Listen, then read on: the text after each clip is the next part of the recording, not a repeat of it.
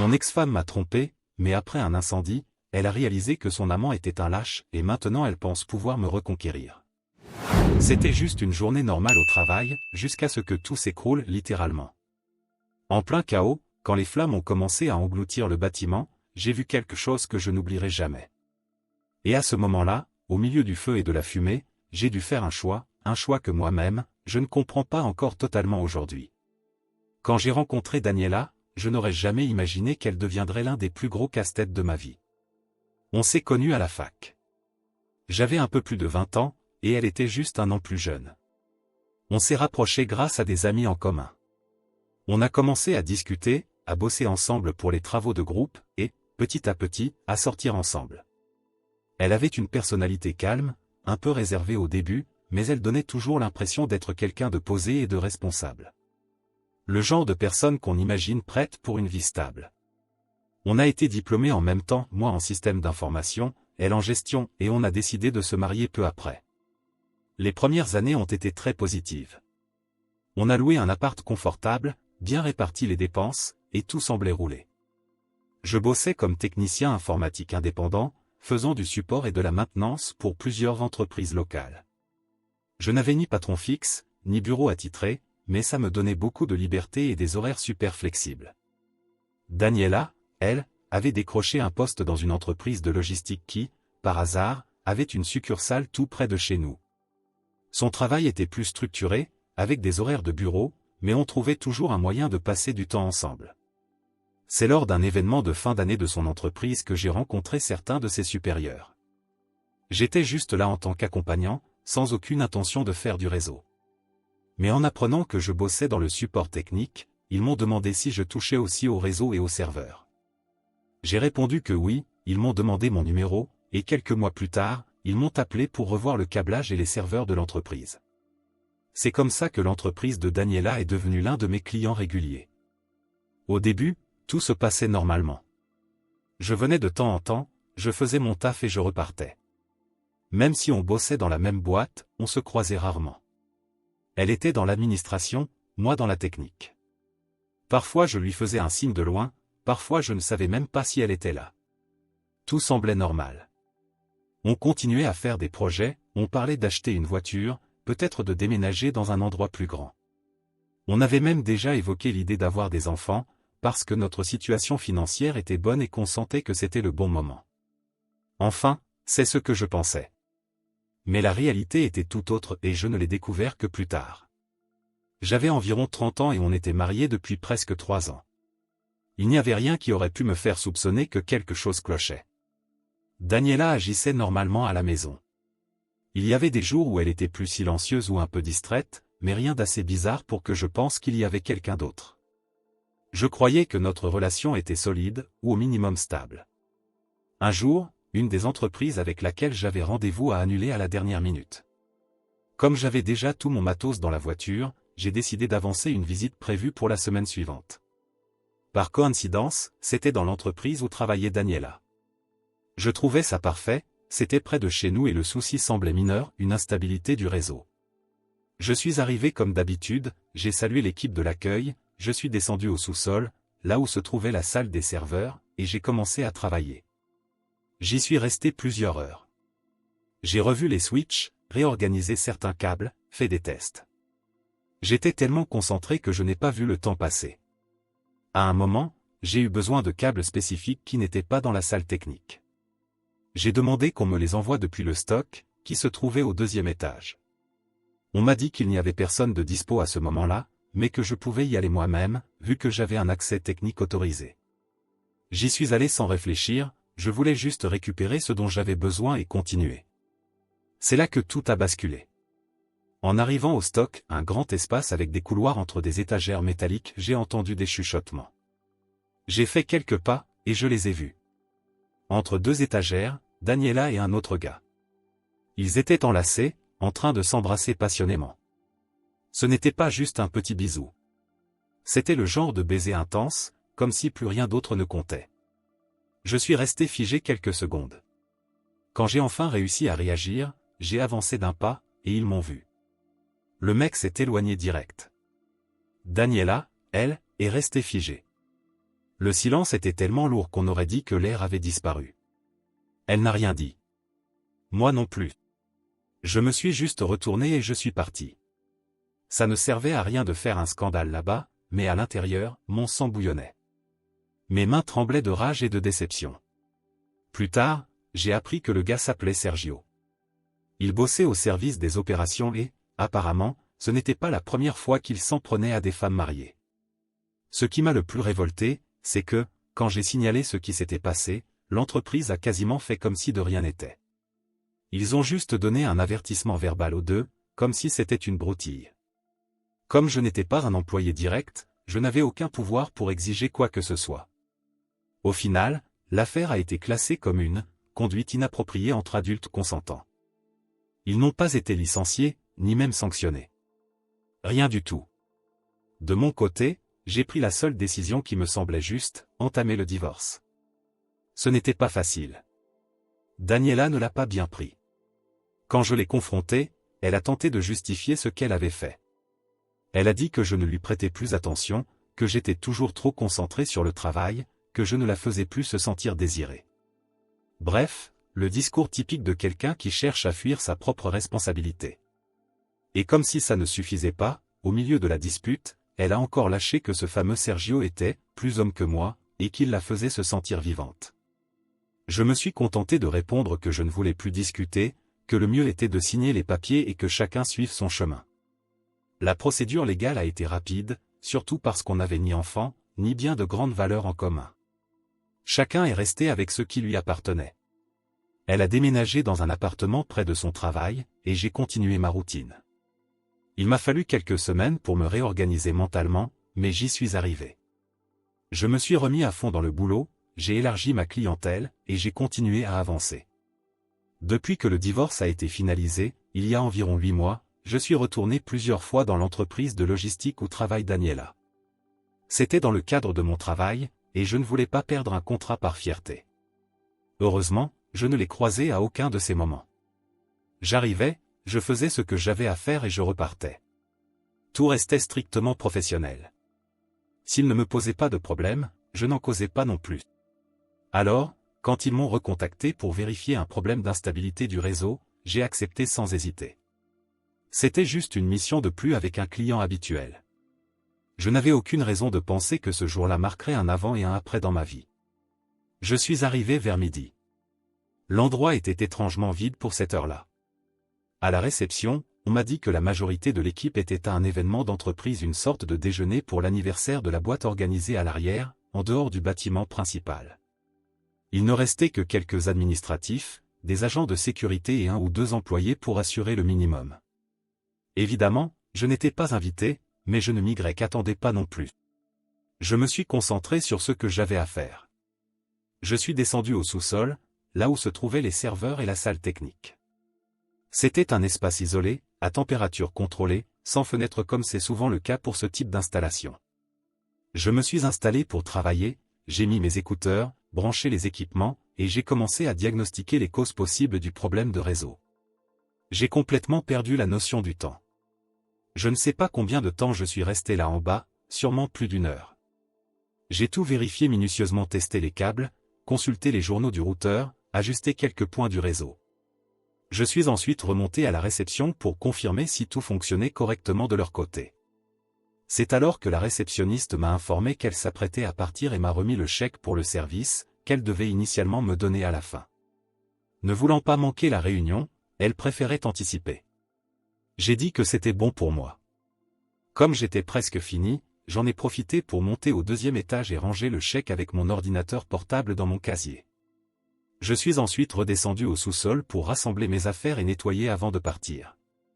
Mais à peine avais-je commencé à ranger mon matériel qu'une alarme s'est déclenchée. L'alarme incendie. Ce bruit strident, métallique, et insupportable que personne ne veut jamais entendre.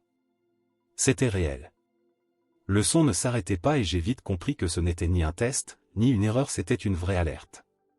J'ai attrapé mes affaires, tout fermé en vitesse, et je suis remonté à la réception. Les quelques personnes encore présentes dans l'entreprise étaient là, se regardant entre elles, confuses, sans savoir si elles devaient sortir ou attendre des instructions. C'est alors que quelqu'un a dévalé les escaliers depuis le 2e étage en hurlant, paniqué, feu dans le dépôt. Et là, on a vu. De la fumée sortait du couloir. Les gens présents à la réception se sont immédiatement tournés vers la sortie. Mais à ce moment-là, je me suis arrêté. Mon ordinateur portable. Mon chèque. J'ai hésité une seconde, puis j'ai fait demi-tour et couru en direction des escaliers. Quand je suis arrivé au 2e étage, l'ambiance avait complètement changé. L'air était lourd, dense, une fumée noire me brûlait les yeux et la gorge. Malgré ça, j'ai pensé que j'aurais le temps de récupérer mes affaires et de sortir sans problème. La zone des employés n'était qu'à quelques mètres, alors j'ai couru jusqu'au casier, ouvert le mien, glissé l'ordinateur dans mon sac à dos avec précaution, rangé le chèque et remis la sangle sur mon épaule. Ça n'a même pas pris 2 minutes. Mais quand j'ai ouvert la porte pour sortir, tout avait changé. Le couloir était envahi d'une fumée noire et brûlante. On n'y voyait presque plus rien. La lumière de secours clignotait faiblement, et pour la première fois, j'ai senti la chaleur comme une vague suffocante me frapper le visage.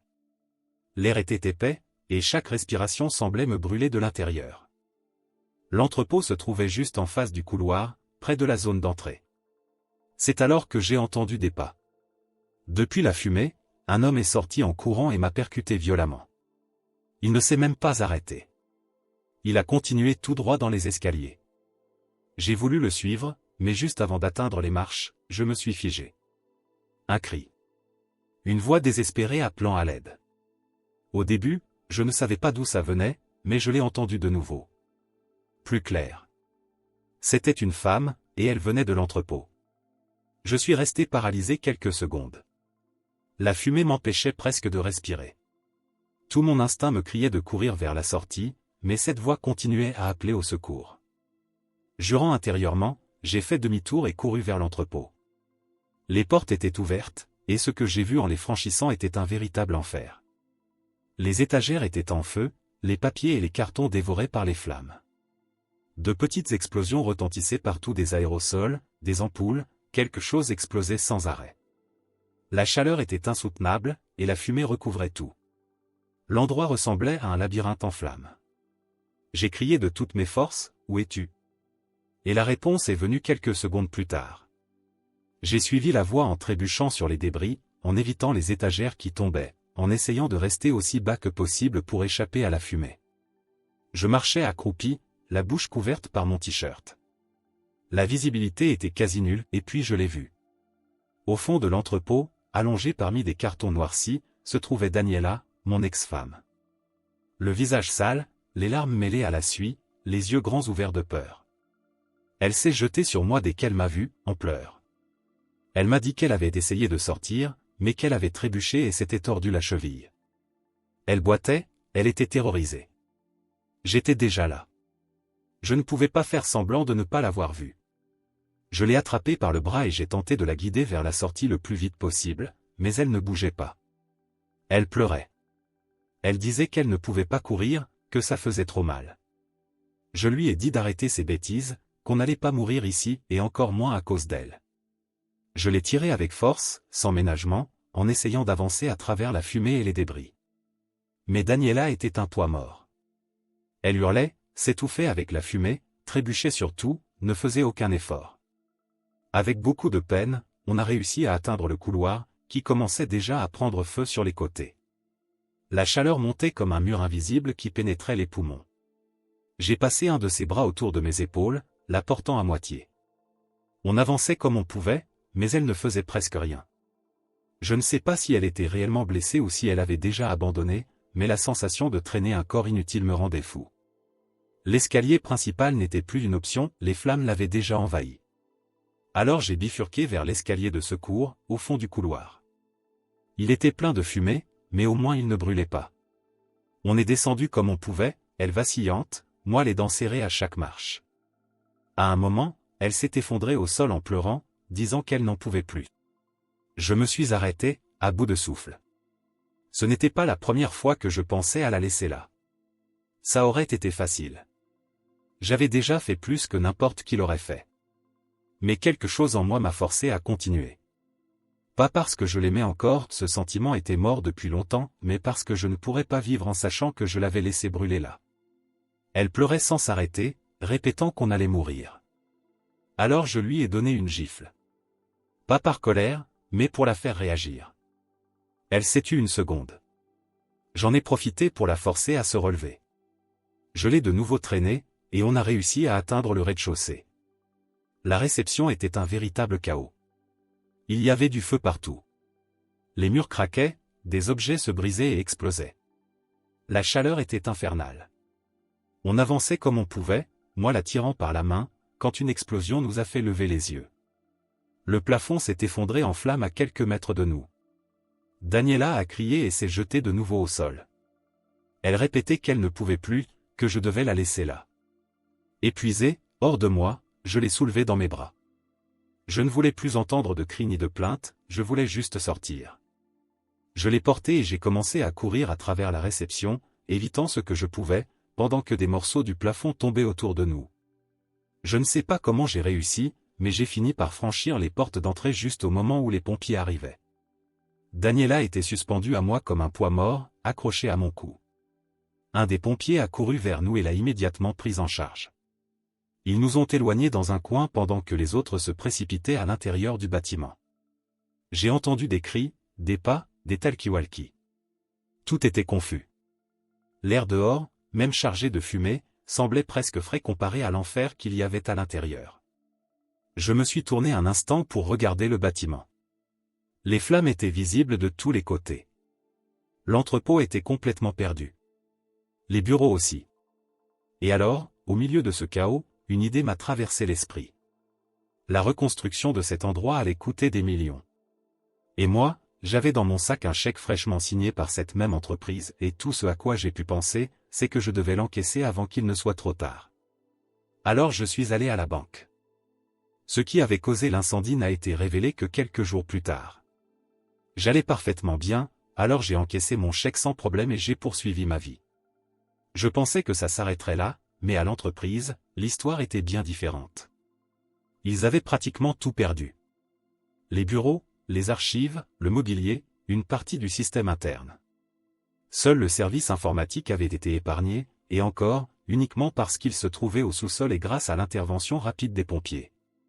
Comme je connaissais toute la structure et le réseau de l'entreprise, on m'a demandé de l'aide pour relancer les serveurs et accéder aux enregistrements de sécurité. La police était déjà impliquée et avait besoin de revoir toutes les images possibles pour découvrir l'origine de l'incendie. J'étais avec eux quand ils ont ouvert les caméras. C'est moi-même qui ai récupéré les fichiers du serveur, qui fonctionnait encore miraculeusement. Et c'est là que j'ai compris exactement ce qui s'était passé.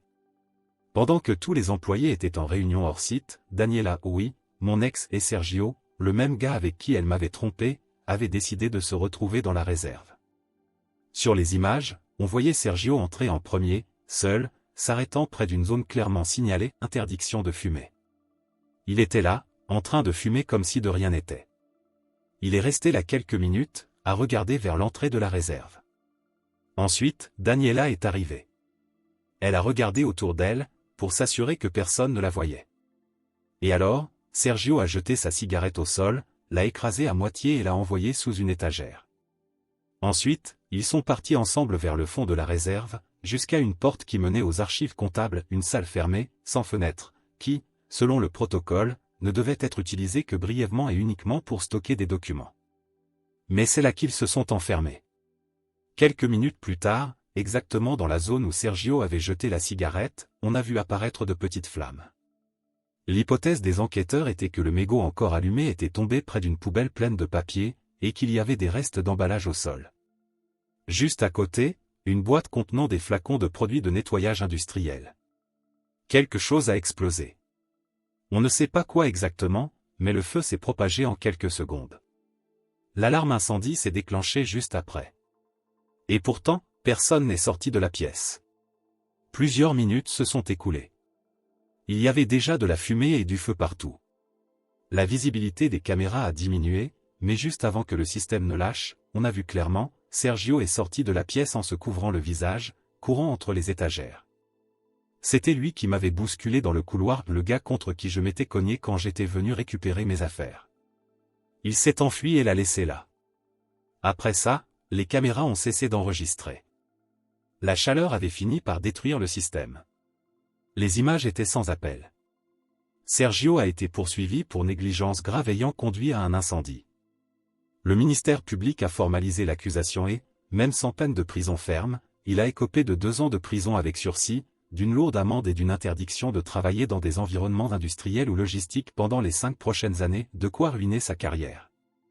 Quant à Daniela, elle a été licenciée sur le champ. Elle n'a pas été officiellement accusée, mais il était évident qu'elle avait violé des règles internes graves et qu'elle avait agi avec une négligence totale. Non seulement elle a perdu son emploi, mais elle s'est aussi grillée auprès de tous ceux qui ont entendu parler de l'histoire. Les pertes de l'entreprise s'élevaient à des millions, tout ça pour un « kiki » pendant les heures de travail. Près d'une semaine après l'incendie, en revenant de quelques courses, j'ai trouvé Daniela devant la porte de mon immeuble. Elle m'a dit qu'elle ne pouvait pas dormir sans me remercier. Que ce que j'avais fait pour elle était le plus grand geste que quelqu'un ait jamais fait. Que je lui avais sauvé la vie. Qu'elle avait été idiote. Qu'elle voyait maintenant qui était le vrai homme de sa vie. Que Sergio l'avait abandonnée pour mourir et que moi, au contraire, j'avais tout risqué pour la sauver. Je n'ai rien dit. Je suis simplement rentré chez moi, j'ai fermé la porte, et j'ai pensé que ça suffirait pour qu'elle comprenne. Mais non. Depuis, elle est devenue une ombre.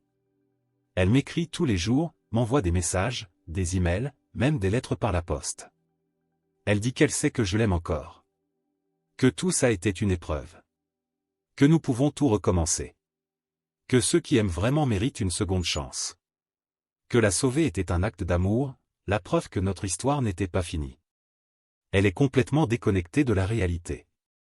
Le pire, c'est que sa mère aussi a commencé à m'appeler, en pleurant, disant que le véritable amour existe, que ce que j'ai fait était un acte de courage et de dévouement, et que je ne pouvais pas refuser une seconde chance à sa fille après un tel geste. Il parle de ça comme si c'était une scène de film. Comme si je m'étais jeté dans les flammes par amour. Comme si c'était un sacrifice romantique, digne d'un feuilleton. Mais la vérité n'a rien de tout ça. Si j'avais su que Daniela était là, si j'avais su qu'elle avait causé tout ça, qu'elle s'était cachée avec Sergio, que des gens avaient perdu leur emploi à cause de leur folie, je ne me serais jamais approché.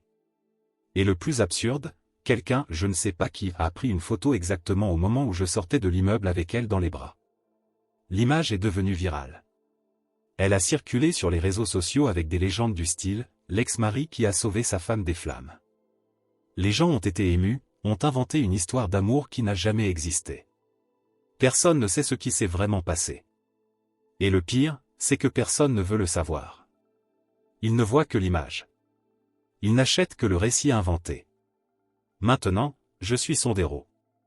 Je n'ai jamais demandé ça. Je n'en veux pas. Je n'en ai pas besoin. Il ne me reste plus qu'à espérer que le silence suffira pour que tout cela soit oublié. Parce que si je tente une mesure d'éloignement contre Daniela, personne ne me la donnera. Comment expliquer à un juge qu'on veut s'éloigner de la femme qu'on a sauvée des flammes? Personne ne va me croire. Commentaire Monsieur Reddit. Honnêtement, cette histoire m'a laissé perplexe. D'un côté, on ne peut qu'admirer l'instinct de quelqu'un qui sauve une autre personne, malgré tout ce qu'il a vécu. Mais d'un autre côté, c'est effrayant de voir à quel point une simple image peut déformer la vérité et transformer un geste instinctif en un acte d'amour qui n'a jamais existé. Au final, il est devenu un héros pour quelque chose qu'il n'aurait jamais fait s'il avait connu toute la vérité. Et vous, qu'en pensez-vous? Mérite-t-il d'être vu comme un héros? Ou est-ce simplement une victime de cette histoire qu'il n'a jamais choisie? Si vous avez aimé la vidéo, laissez un like et n'oubliez pas de vous abonner à la chaîne pour plus d'histoires et de discussions intrigantes. Et n'oubliez pas d'écouter notre podcast pour plus d'histoires inspirantes comme celle-ci, le lien est dans la description et dans la carte à l'écran. Merci d'avoir regardé et à la prochaine.